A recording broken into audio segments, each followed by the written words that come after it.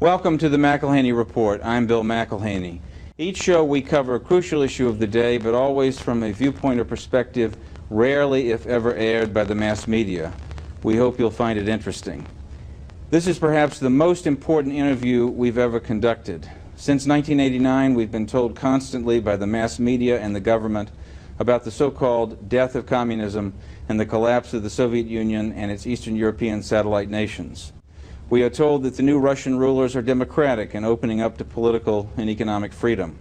The Bush and Clinton administrations have proposed even greater aid from U.S. taxpayers to the rulers of what is called the new Russia and the new Eastern European states. They tell us that we must aid and be partners with these rulers and join with them in a new world order. Our guest today can refute this conventional wisdom. He is one of two outstanding experts in the free world on this subject. The other expert, Anatoliy Golitsyn, the source of this information, has been living in the United States in hiding under an assumed identity since 1960 to protect himself from murder by the Soviet KGB. Our guest today is editor of the London-based periodical Soviet Analyst and editor of Golitsyn's second book, just published in the spring of 1995, The Perestroika Deception. I want to welcome Christopher Story to the McElhaney Report. Delighted to be here. Very happy to have you, sir.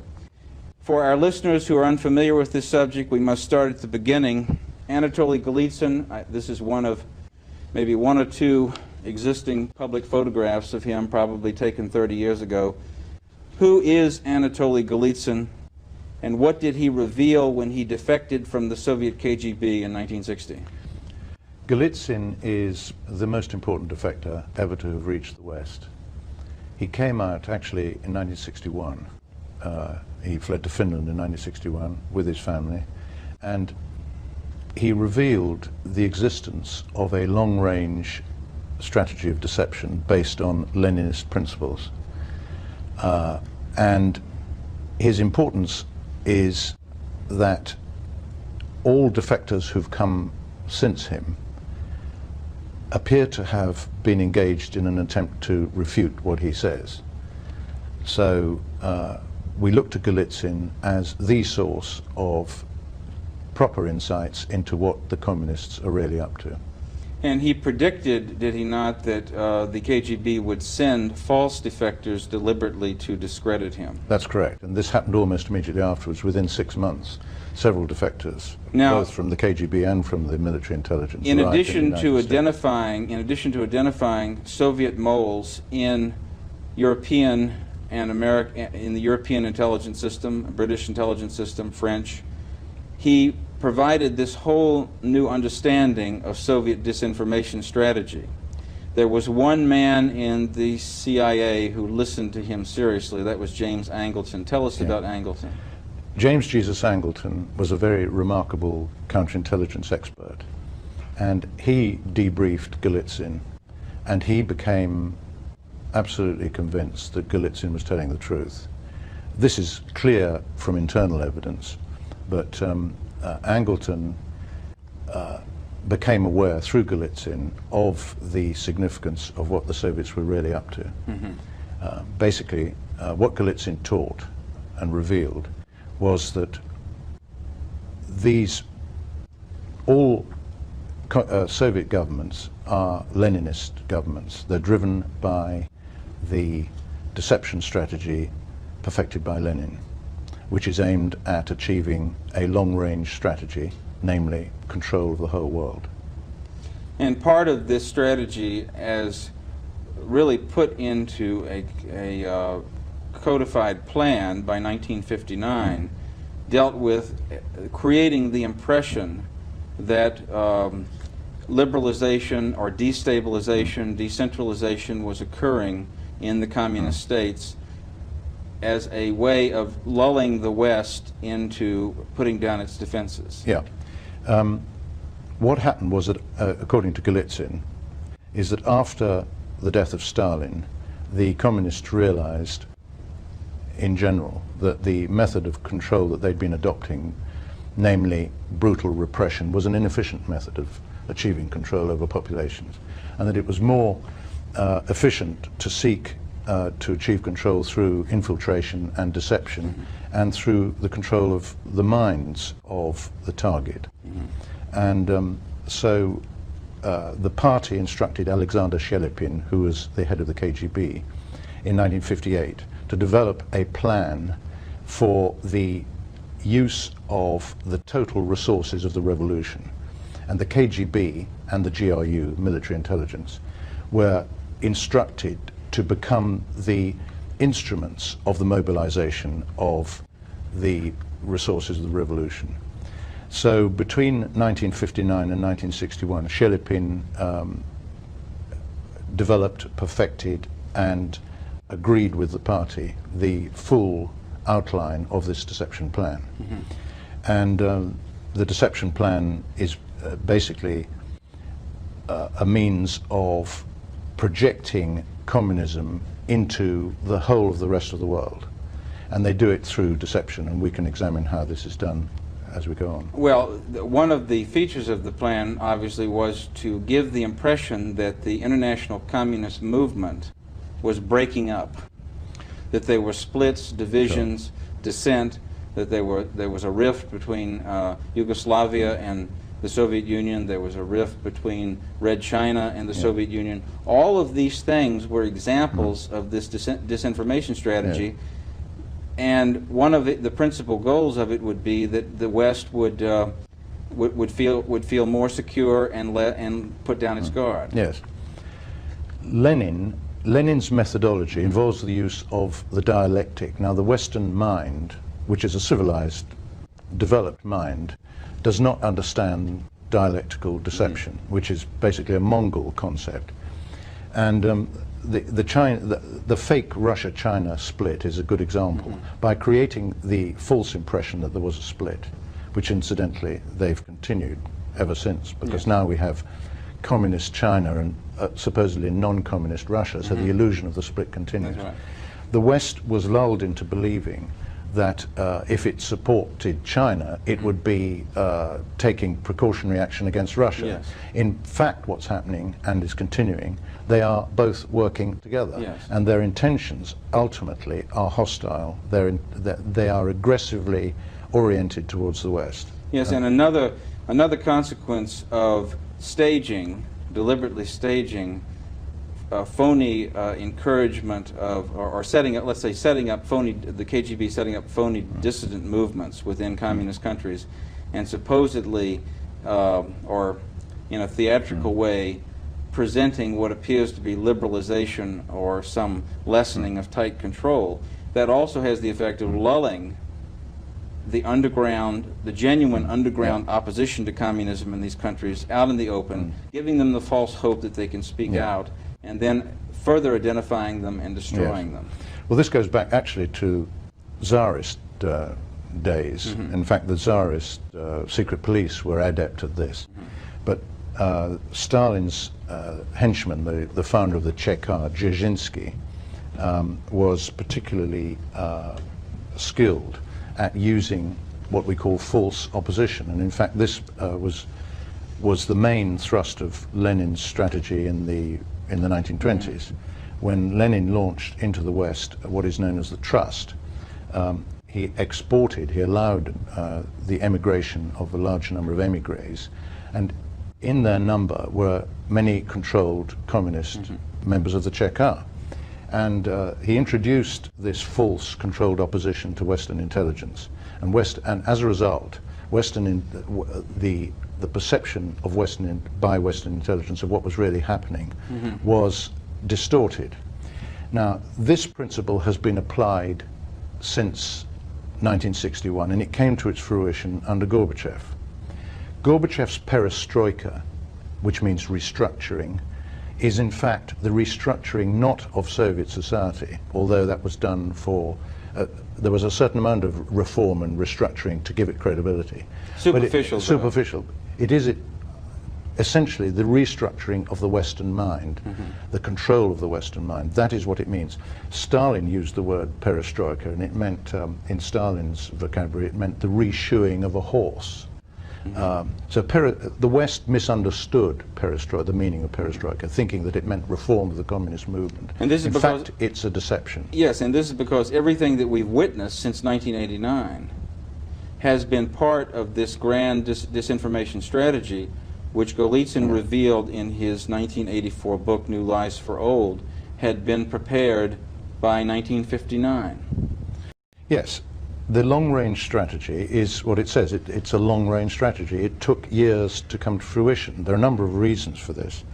They had to allow, for example, those with memories of the Stalin repressions to die off.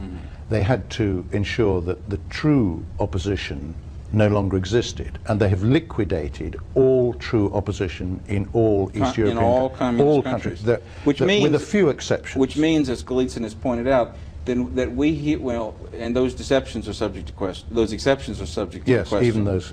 But when we see a supposed dissident movement within a communist or so-called former communist state, having access to the media, operating openly, having resources, and being able to express itself and be heard around the world, it would immediately be suspect of being a KGB front operation, at least in terms of its leadership. Absolutely correct. Yes. And as a result of what Gorbachev first of all launches Perestroika internally, and when the softening up process has been completed, i.e. the West is attuned to the fact that there's been this apparent reform and that it's all falling apart, they then export Perestroika to the whole world. Yes. So that in fact what has happened is that you have, instead of having walk-ins, defectors arriving and knocking on the West door, you've got a mass walk-in, so that no one knows who's genuine and who isn't. To go back just a bit regarding Golitsyn defecting to the American CIA in the early 1960s, he had an advocate in James Angleton, and the influence of what Golitsyn revealed was felt through Angleton's policies. Yes. But that came to an end in 1974 when Angleton was fired by CIA Director William Colby after Golitsyn had warned that there were Soviet moles, Soviet agents within the CIA at high levels. To what extent was Golitsyn vindicated by the Aldrich Ames exposure? Totally. Yes. I mean, Golitsyn has been telling everybody since he finished the first book, New Lies for Old, which actually he finished in 1980, although it was only published in 1984, that the CIA was penetrated. This was obvious from internal evidence.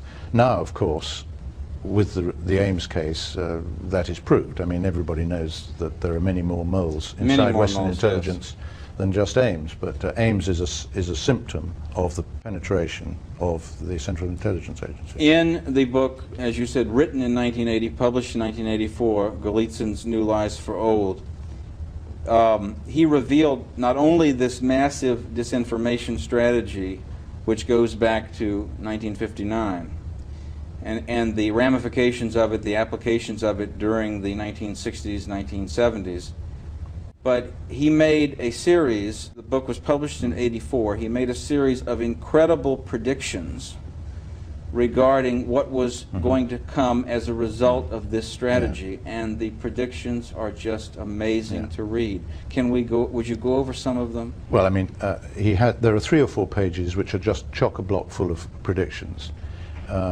He talks about the removal of the Berlin Wall, liberalization starting in East Germany and spreading to the rest of Eastern Europe. He says, for example, that Dubček will be restored in Czechoslovakia, which duly happened for a brief period. And he talks about a reconciliation with the West and the reunification of Germany and so on and so forth.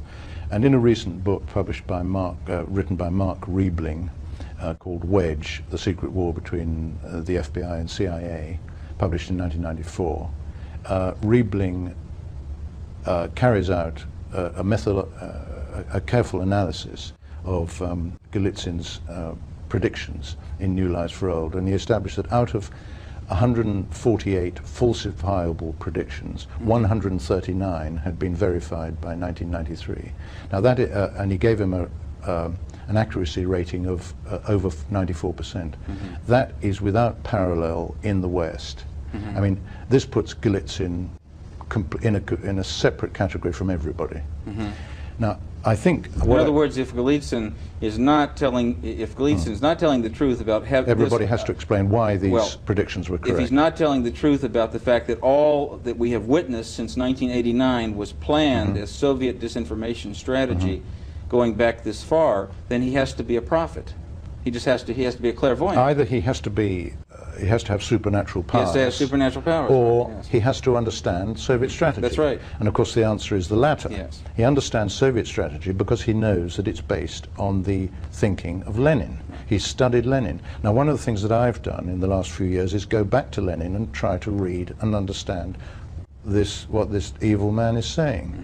He's actually preaching hatred. He's preaching how to deceive, and he's teaching us how to deceive.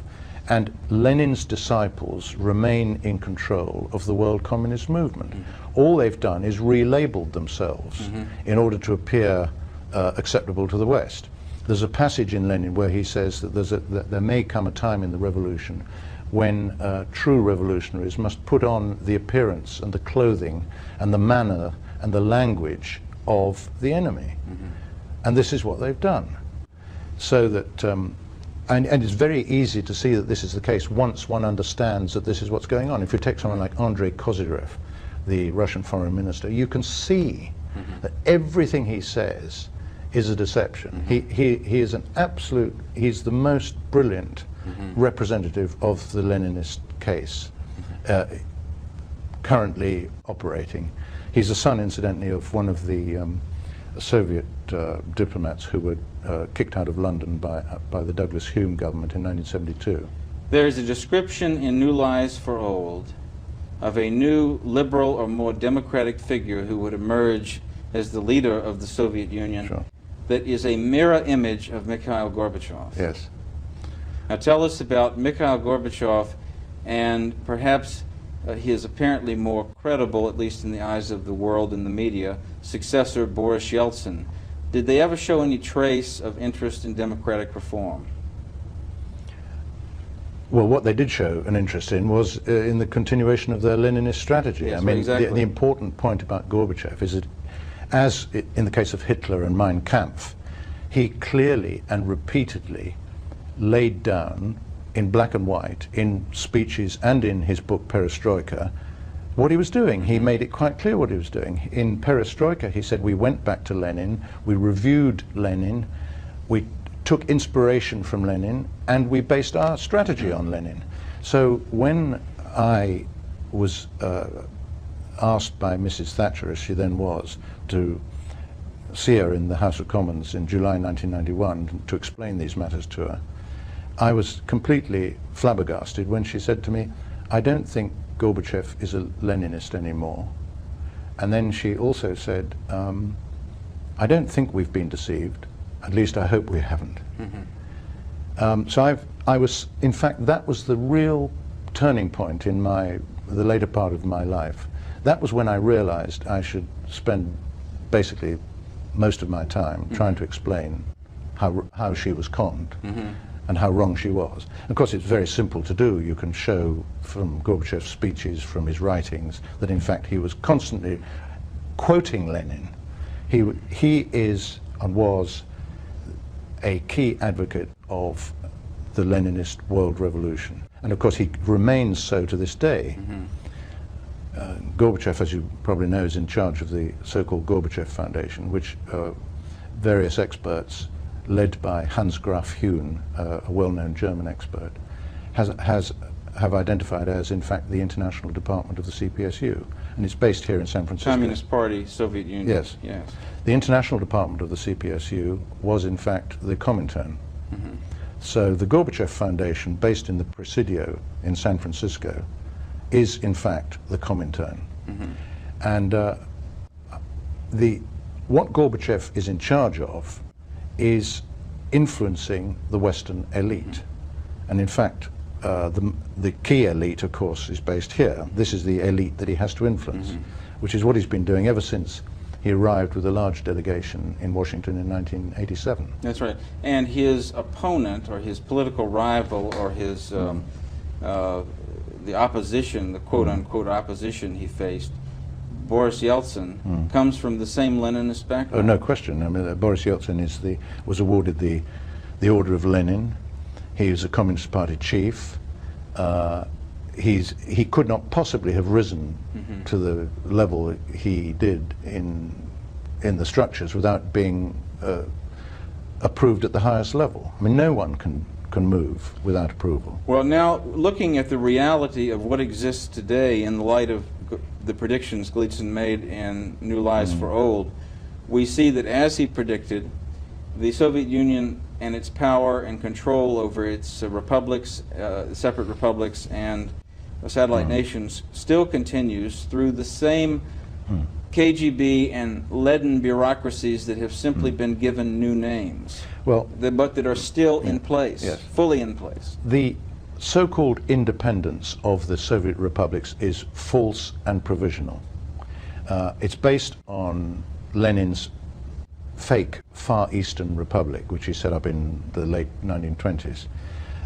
And the existence of these republics has been brought about for a number of strategic reasons. I mean, at a fairly low level, one of the most important reasons is that the World Bank and the International Monetary Fund and all the international institutions have been penetrated by all these countries. So instead of just having the USSR and Ukraine and Belarus up to 1990, we now have 16 of these republics. So that suddenly we've got 16 KGBs and we've got 16 delegations in the World Bank and the IMF, so that these institutions have now have metamorphosed into instruments of the revolution more clearly than was the case before. That is one reason why they are provisionally they were given this curious independence. But another very important reason is that with the apparent independence of these countries, they opened up scope for independent military action, so that the repression which subsequently took place in Georgia, Tajikistan, Moldova, and in Abkhazia could take place. The minorities could be suppressed, and Russia could be whiter than white. Do you see what I mean? Yes. In other words, the repression was carried out by apparent non-communists. Was delegated to... Was delegated. Yes, right. And it was actually in the case of Georgia where the most severe repression has been taking place, supervised by Shevardnadze, who the West thought was a Christian. Was not only a Christian, but baptized a Christian, but the architect of the end of the Cold War. Yes. He's known as Stalin II in Georgia. Yes. All right, in the early 1980s, Abraham Shifrin of Israel, an expert on Soviet concentration camps, published a guidebook to these camps listing over 1,700 concentration camp sites in the Soviet Union with millions of prisoners. Are we to believe that all of these suddenly vanished in about 1989? Are we to believe that these people suddenly, all of a sudden, set aside their ideology and suddenly started talking normally? Or the some 60 million members of the Communist Party of the Soviet Union, did they all stop being members of it instantly at the same time? Golitsyn makes it quite clear in his new book, The Perestroika Deception, that the power structures depend on the continued adherence to revolutionary objectives of the Komsomol. There are over 50 million members of Komsomol. They work closely with the structures. And so he says somewhere in the book, he says, scratch any of these so-called sudden instant Democrats, and you will find underneath them a Komsomol or a secret party member.